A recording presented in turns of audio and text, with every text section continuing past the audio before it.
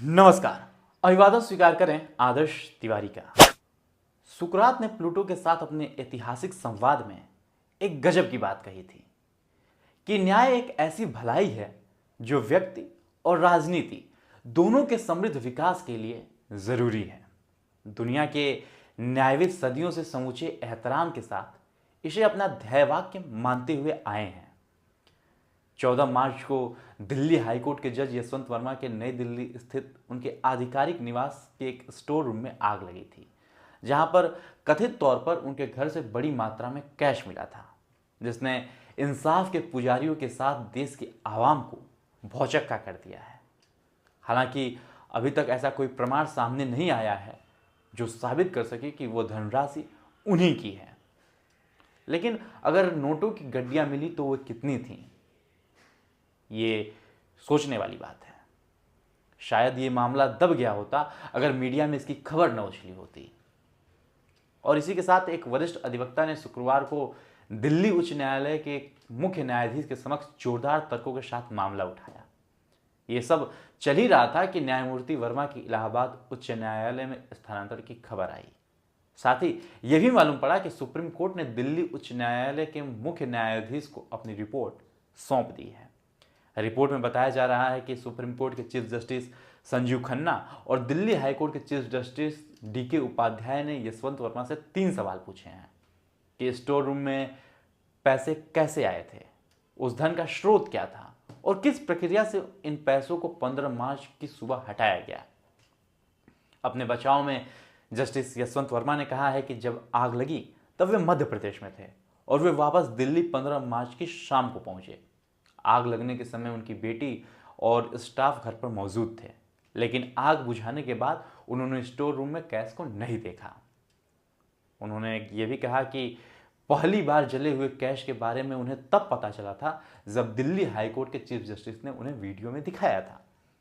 उन्होंने कहा कि उन्होंने या उनके परिवार वालों ने आज तक उस स्टोर रूम में कैश नहीं रखा और जिस कैश का जिक्र किया जा रहा है वो उनका है ही नहीं। उन्होंने अपने जवाब में यह भी लिखा है कि कोई एक ऐसे कमरे में कैश क्यों रखेगा जो खुले में है और जहां कोई घुस नहीं सकता है। यह बिल्कुल अविश्वसनीय है। उन्होंने कहा कि वो कैश केवल बैंक से निकालते हैं और उनके पास सारे लेन देन के कागजात हैं। यशवंत वर्मा के मुताबिक उनका स्टोर रूम उनके रहने वाली जगह से बिल्कुल अलग है और उनके घर और स्टोर रूम के बीच एक दीवार भी है। उन्होंने कहा कि उन्हें ये कथित कैश दिखाया या सौंपा नहीं गया है। अपने स्टाफ से भी पूछताछ की उन्होंने, जहां उनका कहना है कि स्टोर रूम में कोई कैश हटाया नहीं गया है। उनका कहना है कि यह पूरा मामला उनके खिलाफ एक साजिश है। इस पूरे हादसे ने मेरी प्रतिष्ठा को बर्बाद कर दिया है जो मैंने 1 दशक से ज़्यादा हाईकोर्ट का जज रहकर बनाई थी।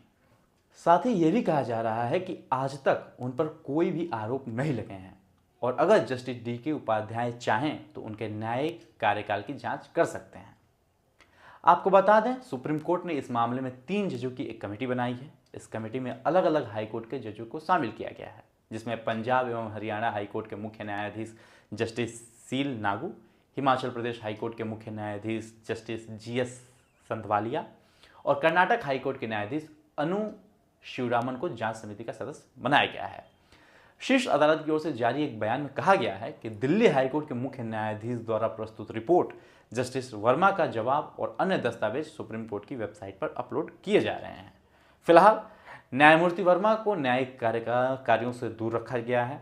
अच्छा होगा कि आला अदालत जल्द से जल्द अपनी राय से देश की जनता को अवगत करा दे, क्योंकि जितनी मुंह उतनी बातों का दौर किसी भी स्वस्थ न्यायपालिका पर आम आदमी के भरोसे के लिए भला नहीं है।